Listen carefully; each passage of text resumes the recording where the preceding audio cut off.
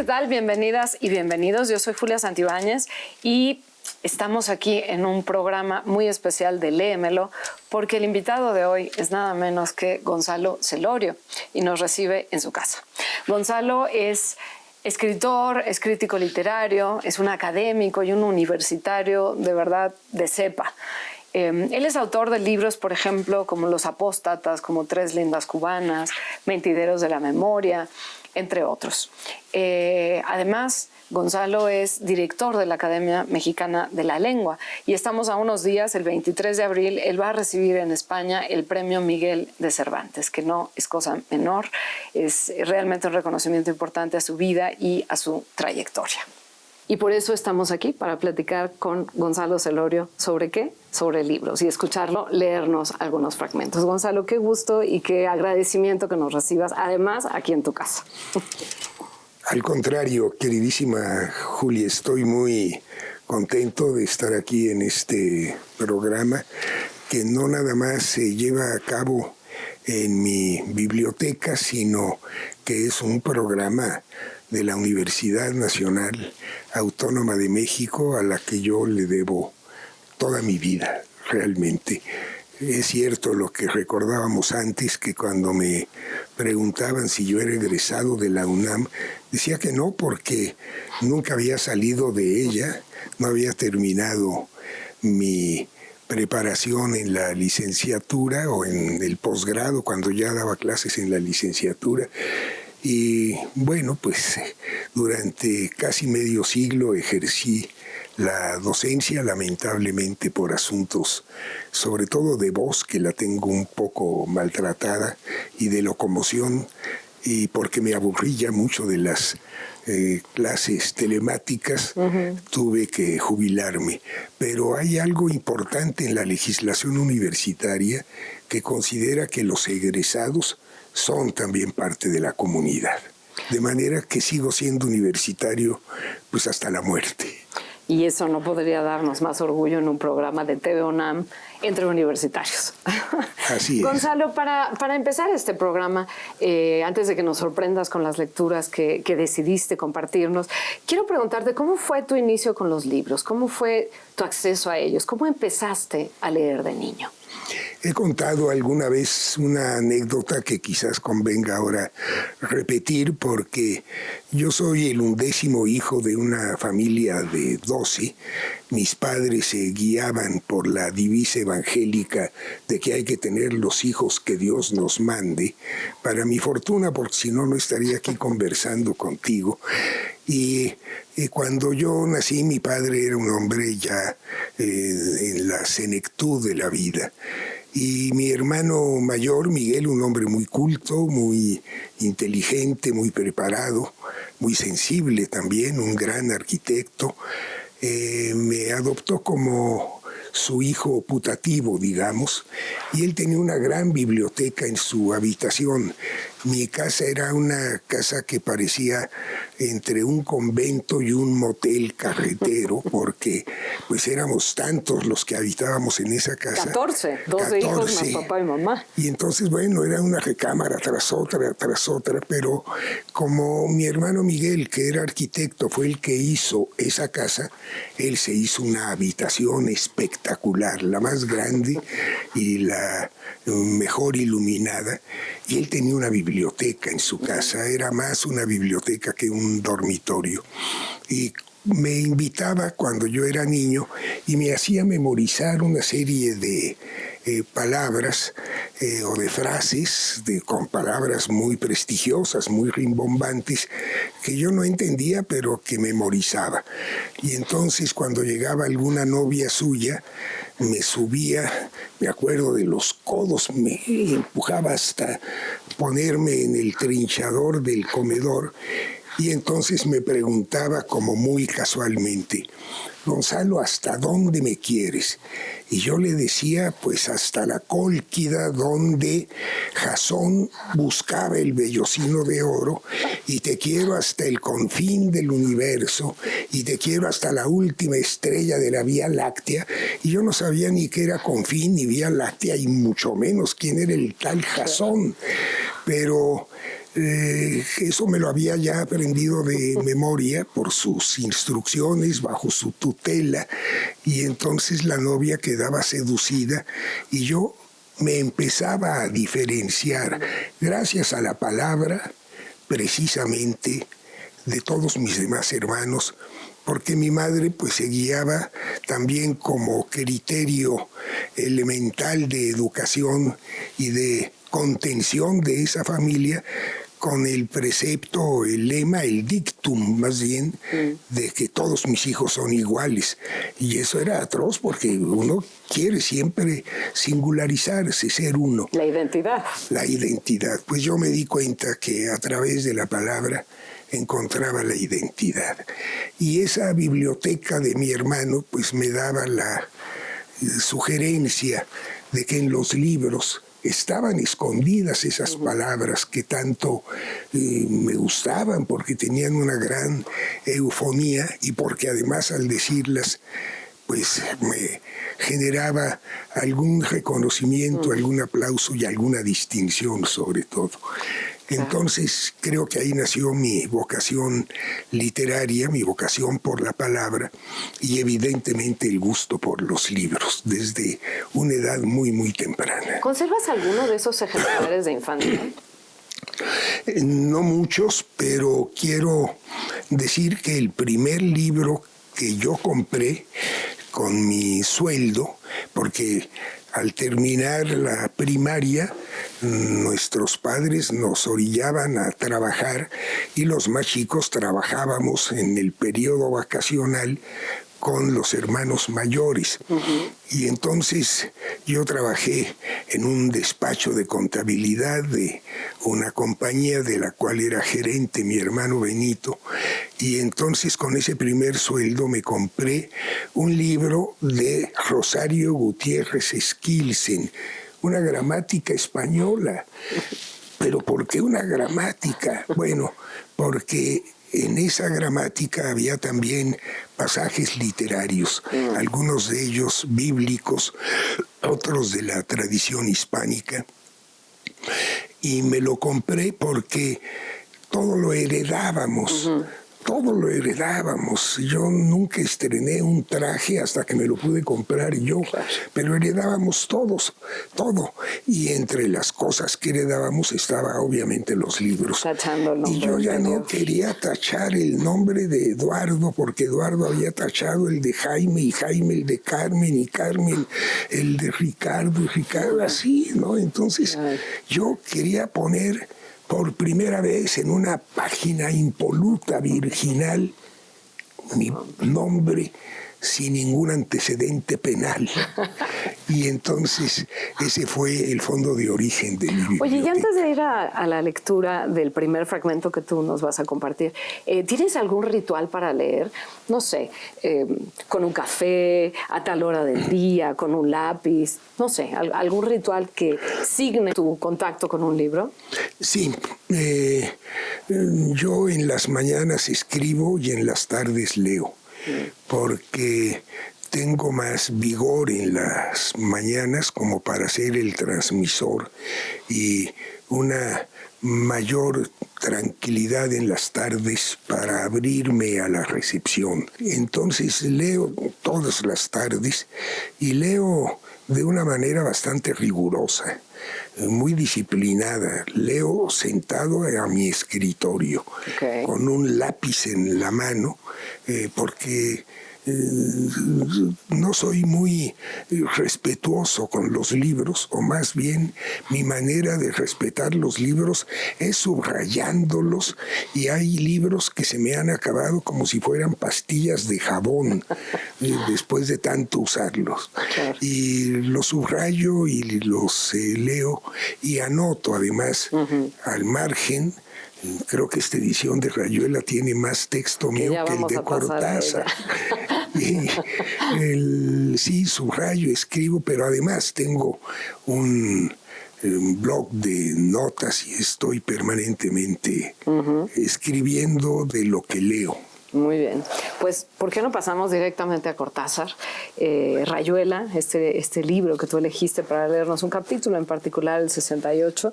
Cortázar, a quien tú recibiste en la Facultad de Filosofía y Letras como secretaria de Extensión Académica. El libro se publica en 63 y tú recibes a Cortázar en el 83. ¿Nos puedes leer el fragmento con tu voz? Va a ser un deleite. Bueno, elegí un capítulo que está en glíglico, es decir, está en un lenguaje totalmente artificioso, deliberadamente artificioso, pero que de manera muy clara, más clara que si hubiera estado escrito en un discurso comprensible a primera lectura, hace una penetración, y aquí la palabra incluso tiene un cierto sentido erótico, sí, en un referente de carácter amoroso. Es verdaderamente una maravilla. Apenas él le amalaba el noema, a ella se le agolpaba el clémiso, y caían en hidromurias, en salvajes ambonios, en sus talos exasperantes.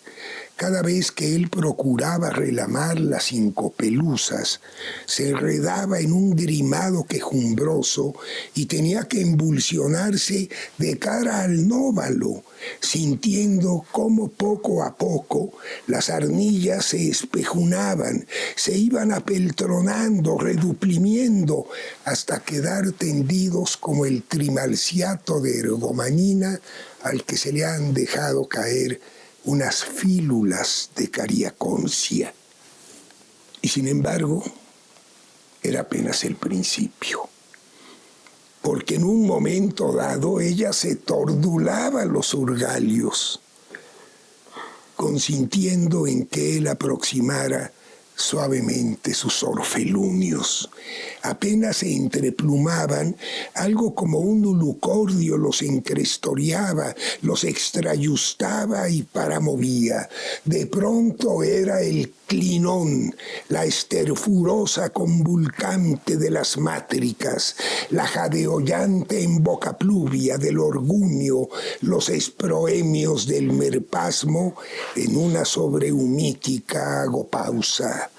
Evoé, evoé, volposados en la cresta del Murelio, se sentían Valparamar perlinos y márulos. Temblaba el troc y todo se resolviraba en un profundo pínice, en iolamas de argutendidas gasas, en cariñas casi crueles que los ordopenaban hasta el límite de las gunfias. ¡Qué cosa! ¡Qué cosa el fragmento y qué cosa escucharlo con tu intensidad y con esa cadencia que tú le pones! Gracias por compartir este fragmento que es de las cumbres de la literatura en español, sin duda alguna. Tú has dicho, Gonzalo, que tu vida se divide en antes de JC y después de JC, Julio Cortázar. ¿Por qué es tan importante para ti? Ese JC sí, es Julio Cortázar. Para mí fue muy importante la lectura de Cortázar, de Rayuela y de los cuentos, muy particularmente los primeros cuentos de Cortázar. Y quiero decir que hay libros que modifican el pensamiento. Bueno, un libro siempre modifica algo y si no, ese libro no cumple su función realmente. Y la mayoría de los libros modifican el pensamiento. Uno piensa de una manera diferente, encuentra un ámbito de reflexión distinto al que tenía antes, descubre una serie de fenómenos, de sensibilidades que no había experimentado. Pero hay libros que modifican la conducta. Y este es el caso, para mí, absolutamente excepcional de Julio Cortázar.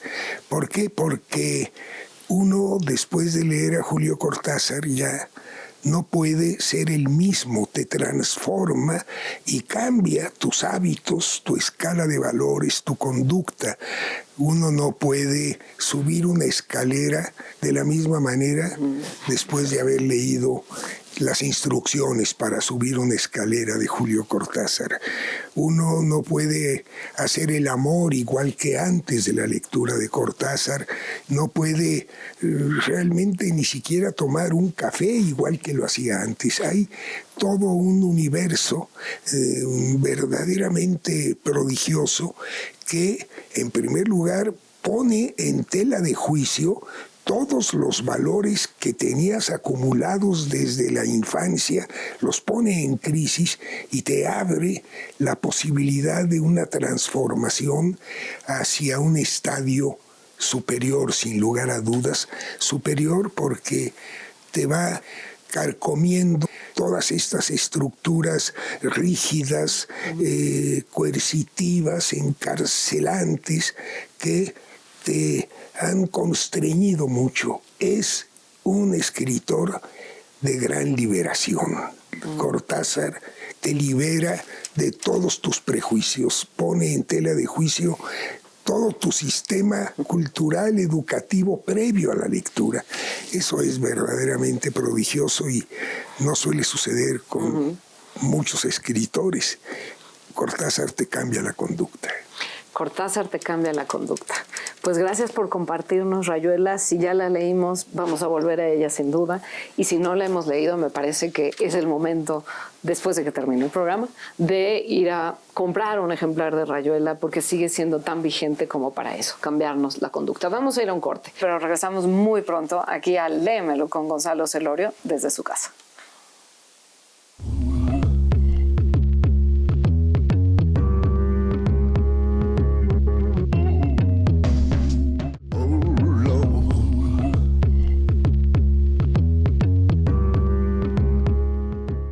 Ya regresamos aquí a Léemelo con Gonzalo Celorio en su casa.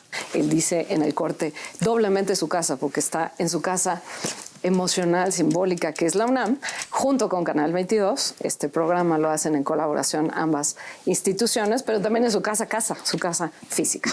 Gonzalo, tú estudiaste literatura en la UNAM, efectivamente. Y ya mencionabas que nunca egresaste porque sigues siendo universitario. Pero yo quiero preguntar, ¿tuvo algún autor, alguna lectura que te motivara de manera particular a entrar a letras en la UNAM? Bueno, no es nada más una lectura, sino una sucesión de lecturas. Y esto yo creo que tiene mucho que ver con un curso de literatura en la preparatoria que me entusiasmó muchísimo, de literatura española y de literatura mexicana. Y es curioso porque libros de extrema juventud que yo leía, pues no necesariamente eran los libros que tenían particular éxito entre mis compañeros.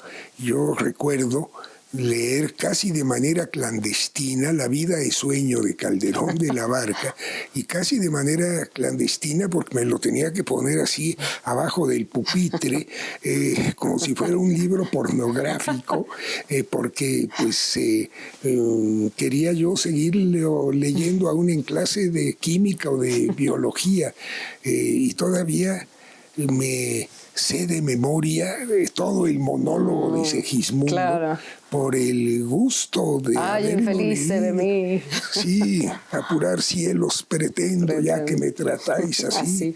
¿Qué delito cometí contra vosotros naciendo? Aunque si nací ya entiendo qué delito he cometido. Bueno, no lo sigamos por ese camino porque no acabamos. Pero lo que quiero decir es que tuve un gusto muy bien inculcado por algunos maestros para la literatura, y yo no tuve realmente ninguna duda en que lo que yo quería estudiar era letras, a pesar de que, claro, mis hermanos mayores me decían el manido comentario de que me iba a morir de hambre. Y no, pues por fortuna no me morí de hambre, y pude dedicarme sin ningún tipo de vacilación a estudiar literatura de entrada, porque pues incluso me decían, ¿por qué no mejor estudias Derecho y ya después te dedicas a la literatura? Mi única quizás distracción es que me entusiasmaba mucho el teatro. Y yo hice mucho teatro en la Escuela Nacional Preparatoria, aunque yo no estudié la preparatoria en la Escuela Nacional, pero como el colegio donde yo estudié era de puros hombres, pues no podíamos montar casi ninguna obra, porque si hubiéramos vivido en los tiempos shakespearianos, claro, pues, los hombres hubieran hecho el papel de mujeres, ¿no? Como en la época shakespeariana. Pero entonces un maestro mío, que era maestro en la preparatoria donde yo estudié, una preparatoria confesional, el Centro Universitario México, me invitó a que formara parte de su grupo de teatro que él tenía en la Escuela Nacional Preparatoria, y ahí hice mucho teatro. Pero el teatro lo seguía haciendo aún en la universidad, como actor y como director, pero el teatro es algo que te exige una especie de animalidad, es el son teatricón. Y eso sí, necesitarías dedicarle toda la vida al teatro, y preferí dedicarle toda la vida a la literatura, porque era una vocación más fuerte. También tenía dudas en el sentido de que yo quería ser escritor y la vida académica a veces la sentía como incompatible con la creación literaria, pero no, eso lo resolví más o menos pronto, porque pues no todo lector escribe, pero todo escritor lee, y qué mejor manera de leer que leer con la guía profesoral y académica de un discurso literario más consistente, más profundo, más amplio. Yo no hubiera leído toda la literatura telúrica latinoamericana si no hubiera estudiado letras, o no hubiera leído los autos de los Reyes Magos de la época medieval si no hubiera estudiado la literatura formal, orgánicamente. Y esto para mí fue realmente importantísimo, porque la facultad no forma escritores, pero forma lectores, y forma lectores profesionales, y el tener una formación de lector, bueno, pues no puede ser incompatible con la escritura, ¿no? Claro. Además, nada es incompatible con la escritura. Si pienso en Rulfo, a quien vamos a leer ahora, que era vendedor de llantas de la Dulce Euskadi, pues todo puede ser compatible con la literatura, y cómo no va a ser compatible el estudio, la lectura académica, la formación académica para poder escribir. Claro, al revés, se complementan, se enriquecen. Sin lugar a dudas. Una a la otra.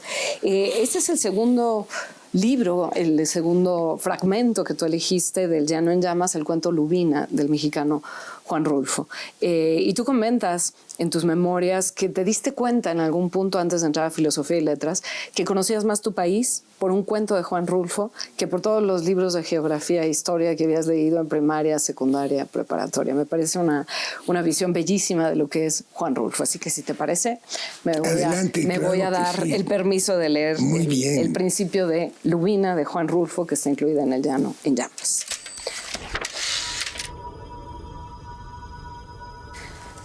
De los cerros altos del sur, el de Lubina es el más alto y el más pedregoso. Está plagado de esa piedra gris con la que hacen la cal, pero en Lubina no hacen cal con ella ni le sacan ningún provecho.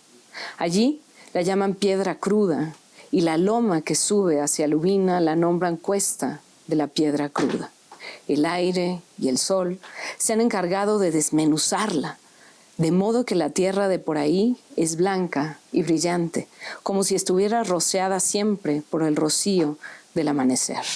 Aunque esto es un puro decir, porque en Lubina los días son tan fríos como las noches y el rocío se cuaja en el cielo antes que llegue a caer sobre la tierra.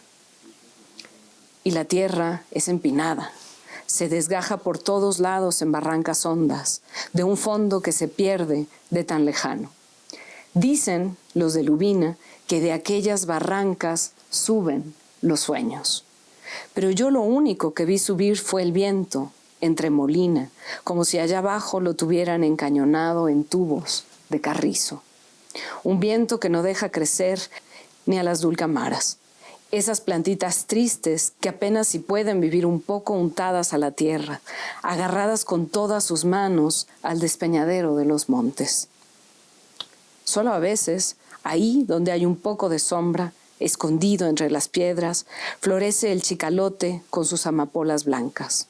Pero el chicalote pronto se marchita. Entonces uno lo oye rasguñando el aire con sus ramas espinosas, haciendo un ruido como el de un cuchillo sobre una piedra de afilar. Juan Rulfo, nada menos. Gonzalo, ¿qué hace tan única la literatura de Juan Rulfo? ¿Por qué nos estremece? ¿Por qué nos sacude? ¿Por qué es tan fundamental, tan toral? Bueno, tú decías hace un momento que yo podía conocer mejor mi país por la lectura de Rulfo que por todos los libros de historia o de geografía o de sociología que se han escrito sobre el medio rural mexicano. Y es que yo creo que la literatura en general, pero muy particularmente la literatura de Rulfo, tiene la capacidad de ampliar las escalas y las categorías de la realidad. Uh-huh. Es decir, que Rulfo no se limita a decir o a contar lo que los hombres hacen, los seres humanos hacen, dicen o piensan, sino que también da cuenta de lo que sueñan, de lo que inventan, de lo que recuerdan, de todo aquello en lo que creen, y eso es parte de la realidad. ¿Cómo vamos a pensar que los sueños no son parte de la realidad? Son parte de la realidad, tan parte de la realidad como los elementos más físicos y más palpables o más tangibles. Yo creo que eso es lo que tiene Rulfo, que tiene la capacidad de incluir de una manera absolutamente natural lo que en otros discursos podríamos considerar como fantástico, como maravilloso, pero que aquí se transcurre, se discurre de una manera absolutamente natural como parte sustantiva de ese punto de partida que es la realidad mexicana, la realidad rural mexicana. Pero además hay otra cosa, porque no se trata nada más de un gran observador de la realidad que incluye otros factores que no siempre son considerados como realistas, sino que hay un proceso de transformación, porque la realidad se transforma con la literatura, pero la realidad ensanchada por el verbo que la describe, finalmente se vuelve más real que la realidad, porque la realidad tiene la capacidad de hacer calas más profundas. La literatura tiene la posibilidad de hacer calas más profundas en la realidad que le sirve de referente. Y eso ocurre sobre todo, en mi opinión, en el lenguaje. Todo el mundo dice es que Rulfo puede describir con absoluta minuciosidad y puntualidad la manera de hablar de los campesinos mexicanos. No es cierto, él ha transformado ese discurso en algo que tiene un nombre, poesía. Esto es lo que hace Rulfo, ha transformado para darle un estatus poético la realidad verbal de las comunidades rurales de nuestro país, y eso a mí me parece prodigioso. Sabines decía que un buen texto de prosa termina siendo poesía. Y su ejemplo era Rulfo. Decía, Rulfo hace poesía. Sí, claro. Y es un poco lo que estás también señalando. Gonzalo, yo me quiero permitir recomendarle, leerle al público un pequeño fragmento de tu libro de memorias, ese montón de espejos rotos, que se publicó en 2025 y que es realmente delicioso. Vas de la vida particular, familiar, a, por supuesto, todos los ámbitos culturales donde te has desenvuelto, más recientemente como director de la Academia Mexicana de la Lengua, pero bueno, ya mencionaba yo la UNAM, pero también el Fondo de Cultura Económica, tu relación con la FIL Guadalajara. Es decir, uno se entera de vida y obra de mucha gente y de manera muy fascinante, muy rica, porque tu lenguaje es delicioso y nos permites acercarnos a esos personajes y a esas historias como si estuviéramos ahí. Así que si me permites, quiero leer un pequeño fragmento. Este libro de Gonzalo se publicó en 2025, como digo. Voy a leer un pequeño fragmento que tiene que ver con este lugar en donde estamos, donde han transcurrido buena parte de tus años, no necesariamente en este físicamente, pero sí en una biblioteca. Dice Gonzalo, la biblioteca es el espacio en el que se resuelve, mejor que en ningún otro, la antinomia de la inmovilidad más pacífica y los desplazamientos más aventurados. La palabra biblioteca tiene cierta connotación sagrada e iniciática que la vuelve solemne, excesivamente prestigiosa. Y de algún modo esta enjundia contradice el gusto, la pasión, el cariño, la alegría, la felicidad, pues, que los libros me provocan. ¿Qué significa para ti entrar a tu biblioteca? ¿Cómo es para ti la experiencia de entrar a tu biblioteca? Bueno, es el espacio donde vivo. Se ha convertido esta casa en una biblioteca. Bueno, tengo por ahí un espacio para dormir y otro para cocinar, pero pues todo lo demás es un conjunto de libros, porque los libros nacen, crecen, se reproducen, pero no mueren. Y entonces es muy difícil deshacerse de un libro al que ya se le dio entrada en casa. No le puede uno dar una patada. Ahora, pero los libros tienen una cualidad de respeto y de discreción maravillosa, porque si ustedes se dan cuenta, los libros siempre están de espaldas, están viendo hacia la pared. Lo que nosotros vemos son las espaldas de los libros, los lomos de los libros. Y hay muchas personas que consideran que la espalda es el frente y ya no se molestan en leerlos. Pero los libros están aquí con una actitud absolutamente discreta. Pero cuando uno saca un libro de su estante y lo abre, en ese momento es como si le levantáramos el castigo. Claro. Y entonces se despliega con toda su capacidad comunicativa, y esto me parece prodigioso, porque aquí están tranquilos, discretos, pero siempre son la maravillosa posibilidad de lectura, que en cualquier momento, ya que están gravitando en este espacio, uno los puede sacar y la verdad aventurarse de esta manera vertiginosa en un libro, ¿no? Sí, la delicia que implica meterse en un libro, se la deseo a todo el mundo, la verdad. Gonzalo, muy brevemente quiero preguntarte algo.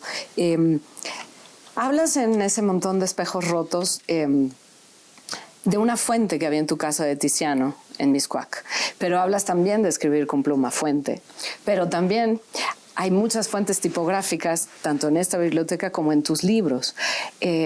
Quisiera preguntarte, ¿la fuente tiene una polisemia que conecta contigo, con la pasión por las palabras, con tu actual posición como director de la Academia Mexicana de la Lengua? Háblanos brevemente de las palabras para ti, de las palabras en lo individual, digámoslo así. Bueno, a mí me han preguntado que cuál es la palabra que más me gusta de la lengua española, y digo redundantemente que la palabra que más me gusta de la lengua de Cervantes es la palabra palabra. Es que es una maravillosa palabra. Todo lo que esto implica, ¿qué seríamos sin la palabra? Entonces sí, las palabras me gustan mucho con todas sus denotaciones y sobre todo con todas sus connotaciones, ¿no? Uh-huh. Con todo aquello que les da amplitud y polisemia y singularidad. Y en eso, en buena medida, reside la poesía. Y qué bien que dijiste que la poesía está también en la prosa, por supuesto. Es más, Eduardo Casar y yo, este gran poeta, amigo tan cercano, me dice que todo lo que no sabemos de memoria es por ese solo hecho un asunto poético.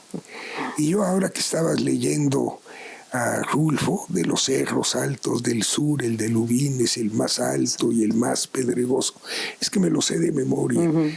¿Por qué me lo sé de memoria? No porque me haya puesto yo a memorizarlo, sino porque a fuerza de leerlo tantas veces se me va adhiriendo y va formando parte de mi patrimonio verbal, y finalmente en eso reside en buena medida la poesía. Hay veces que uno primero tiene la memoria y luego la cabal comprensión.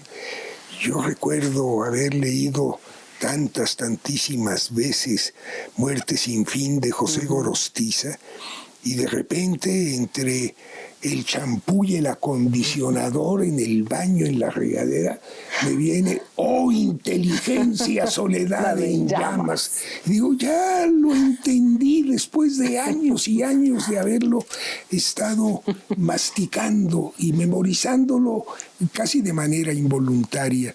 Ahora que leí este capítulo de Rayuela, bueno, pues tenía el libro como una especie de red circense para echarme el salto mortal, pero lo podría haber prescindido de la red, porque es un capítulo que ya he hecho mío, que finalmente en eso consiste la escritura, en que un lector pueda hacer suyo lo que yo le digo, como yo hago mío lo que me dicen los escritores. Eso es prodigioso, ¿no? Es una maravilla y es un privilegio. Pues tenemos que hacer un pequeño corte, pero no se vayan porque regresamos aquí a Léemelo con Gonzalo Celorio.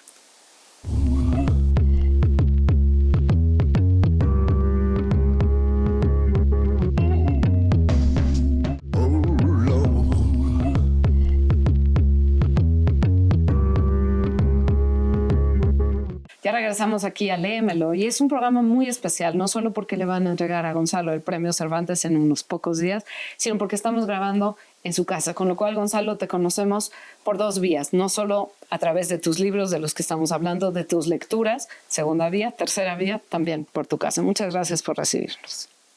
Gonzalo, el epígrafe de ese montón de espejos rotos es de Borges.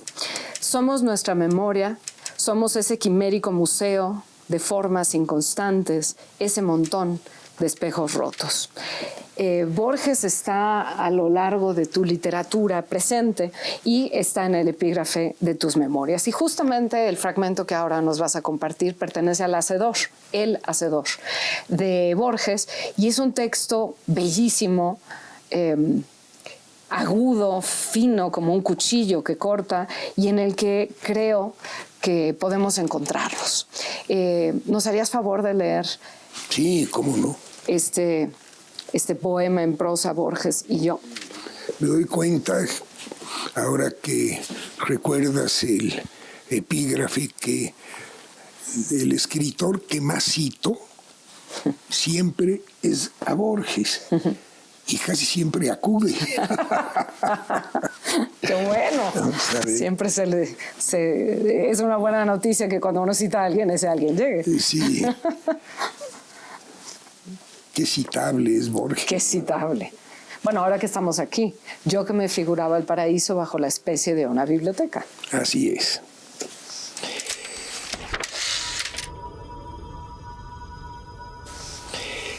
Al otro, a Borges, es a quien le ocurren las cosas.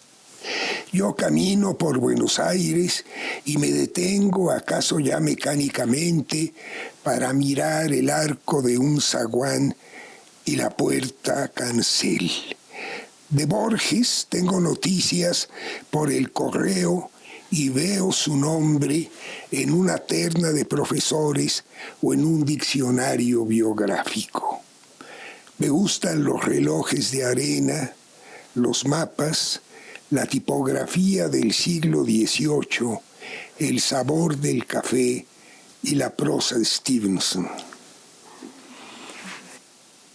El otro comparte esas preferencias, pero de un modo vanidoso que las convierte en atributos de un actor. Sería exagerado afirmar que nuestra relación es hostil. Yo vivo, yo me dejo vivir para que Borges pueda tramar su literatura. Y esa literatura me justifica. Nada me cuesta confesar que ha logrado ciertas páginas válidas, pero esas páginas no me pueden salvar, quizá porque lo bueno ya no es de nadie, ni siquiera del otro, sino del lenguaje o la tradición.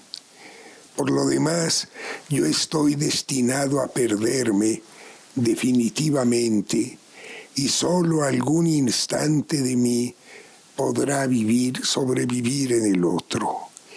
Poco a poco voy cediéndole todo, aunque me consta su perversa costumbre de falsear y magnificar. Spinoza entendió que todas las cosas quieren perseverar en su ser. La piedra eternamente quiere ser piedra y el tigre un tigre.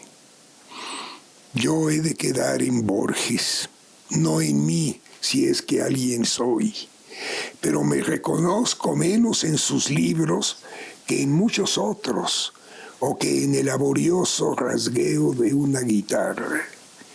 Hace años yo traté de librarme de él y pasé de las mitologías del arrabal a los juegos con el tiempo y con lo infinito. Pero esos juegos son de Borges ahora, y tendré que idear otras cosas.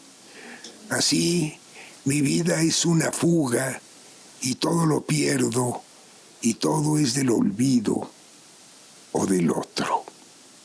No sé cuál de los dos escribe esta página. ¡Ah, qué maravilla! Tendremos que guardar un minuto de silencio por eso, para que nos quede resonando. Tiene una capacidad de síntesis. En una página está toda una vocación literaria. Hay una parte que me conmueve muchísimo. Yo vivo, yo me dejo vivir para que el otro pueda tramar su literatura. Y esa literatura me justifica. ¡Qué maravilla! Cómo el ser humano se descompone, se muere para que el otro pueda alimentarse de la experiencia del ser humano y crear una literatura que finalmente es la literatura que lo justifica y, curiosamente, no se identifica en sus propios libros tanto como en otros libros, que eso es prodigioso. Y recuerdo que el primer libro que leí de Borges no fue el libro que me gustó más después de muchas otras lecturas. El primer libro que leí por el título, porque el título es maravilloso, es Historia Universal de la Infamia. ¡Qué maravilla de título! Bueno, pues uno quiere meterse en ese texto y sí, pero después hubo libros que más me entusiasmaron. Uno de estos es El Hacedor. Todavía guardo, ya encuadernado por mí, pero tengo la edición en la que lo leí por primera vez, que todavía tiene mi ex libris. Un ex libris que... ¿Nos lo podrías enseñar a la cámara? Sí, claro. Este ex libris es un cuadro de Botero, y Botero me lo permitió usar como ex libris, que es pues una serie de libros gorditos, como todos los cuadros de Botero. Y todavía tiene, bueno, el sello que yo siempre ponía, y lo puse aquí justamente en la página del Hacedor, este sello que no se alcanza a ver seguramente, que es un realce con mis iniciales. ¿No? Qué maravilla. Y para estas lecturas, estamos cerca del cierre, pero para estas 3 lecturas, ¿habías pensado en otras? ¿Nos podrías hablar un poquitito de alguna de ellas? Hablabas del Quijote, de 100 años de soledad o de la Metamorfosis.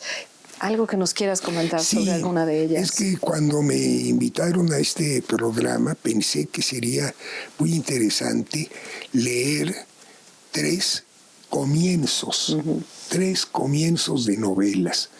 Porque como en el principio de una novela está de alguna forma concentrado todo lo que después se va a desarrollar, como si fuera una semilla, una almendrita.